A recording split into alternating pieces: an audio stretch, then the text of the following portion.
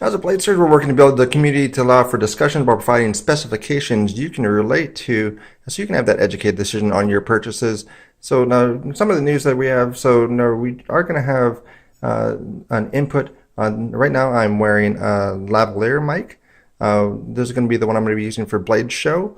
So hopefully this works out pretty well. I did reach out to House of Wisdom, so thank you very much for him to reply back.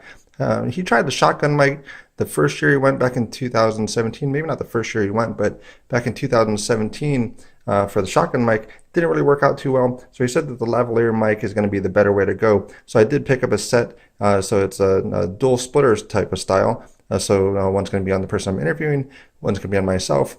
So I'm wearing that now. So let me know how the audio is for that. And also I'm going to have all the folks that are fairly new. So there's some new folks on the channel. I do refer to a sharpness test later on in the video.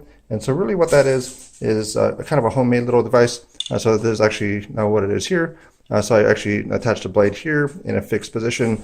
I do have a fidget spinner. And I actually put in a little a best media test media, and then so I push that down and actually use the Lyman pull gauge to pull this way to add that pressure onto it. So that's how I get the sharpness test for it, and that's where I get the data to see where a blade is as far as how sharp it is. So we're going to look at this one here. This one is going to be the Practic. So this is part of the pass around group, so very much appreciate for providing it, as well as the folks in that pass around group that allows it to be something that is usable and able to kind of get my hands on some knives that I normally wouldn't purchase. So that's something great there. And then we also do have, so rat number 2. Then we have Kershaw Blur, just because I've been playing around with that recently. One of the famous ones is the Delica.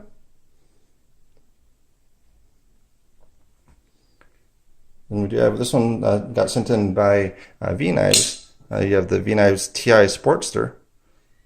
So I have a review coming on that in a little bit. And then just because I want to show it off, now we do have this one here. There's the Mini Griptilian. That's with the Death of All Things scale. And the one that I think that this is kind of competing with, or at least very similar in style, is going to be the Kaiser Dukes. So that's going to be that one there. And then this is one also from WE, but this is the budget brand. There's the Civivi. There's the new Backlash. So out of both of them, so this one is about 146. This one I got for a little bit less because I had a little coupon code or credit. So I got this for like $32. So 146. $32. So that's kind of those differences on that, and we'll get into that a little bit later as well.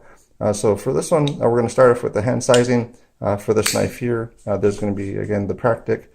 So hand sizing for adult female, they're going to be across, and then also where you'd normally handle it and hold the blade at more that angle.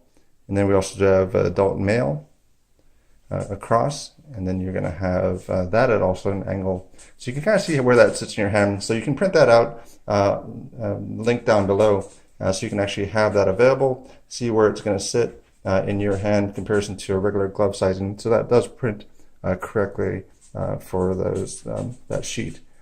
So we're also going to have, there's an M390. So we're going to go through some of the charts here so you can get an idea as far as where it sits in comparison to other steels. So this one is the M390, so we're going to start off with corrosion resistance for the knife. And then you're going to have the hardness. And then the wear resistance for this steel. And then kind of putting it all together as far as having that usable edge, the edge retention for M390. Also another thing that I use the Lyman pull gauge for is to get the pull on a flipper tab. So that's where I use this one here. About a 2 to 3 pound is about normal or enjoyable for a pull.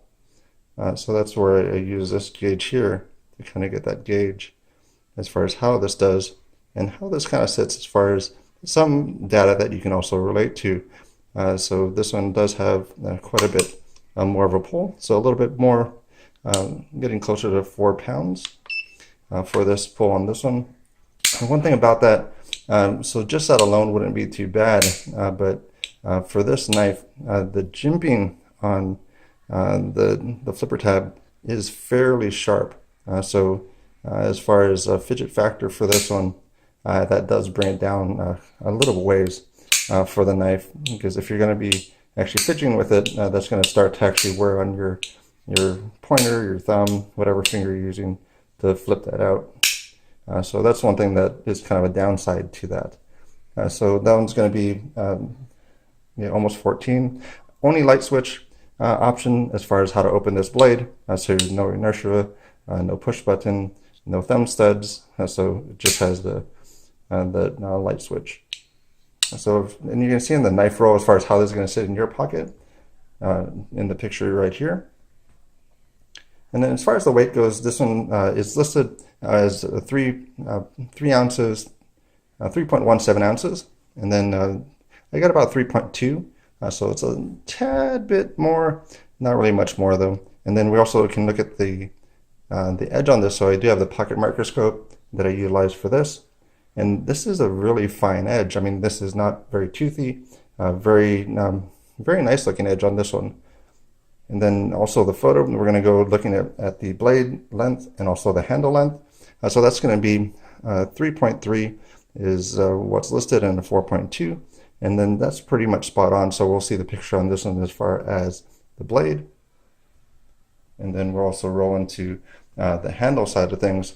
So that's going to be pretty accurate as far as those go. And then going to that sharpness test. So as we're referring to at the front of the video, as far as the sharpness for this one came in at about 196.5. So that one is pretty much right at that level of utility razor blade.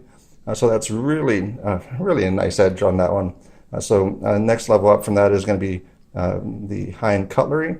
So it's into that utility blade as far as that sharpness level for that one, which is really good.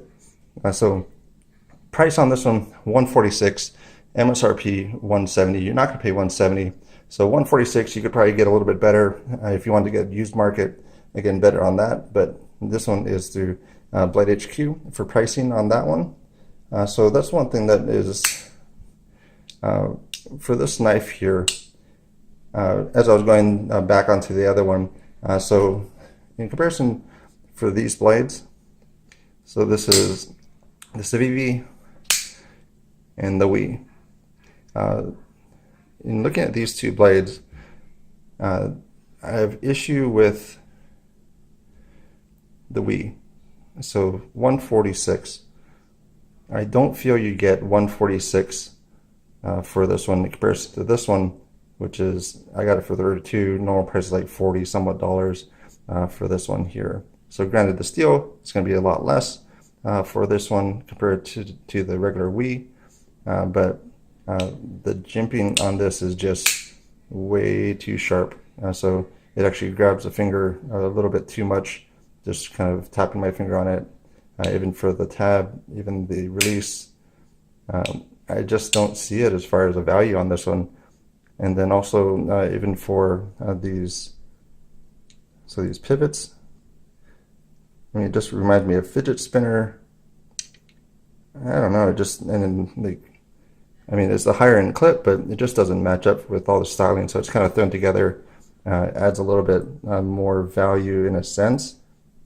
But this one, kind of their own company took away from it. So for 146, this one I would say actually falls into an avoid category.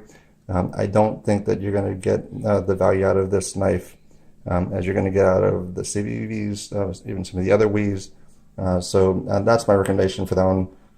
So sadly, that's going to be probably in an avoid category. I think you can find something that's going to be a little bit more well-rounded for the pricing on that. So let me know as far as what your thoughts on that, if you think that's a fair assessment for that as well. But again, we're going to be at Blade Show West, so do check that out.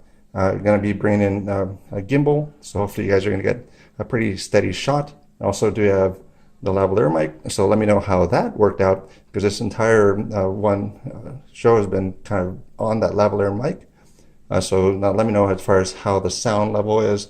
If you want to look at a previous video, that one was, I think, on the shotgun. If you go back a few more, that's going to be just right on the phone. So let me know what you think. Thanks for your time. I appreciate it. And then maybe see some of you at Blade Show.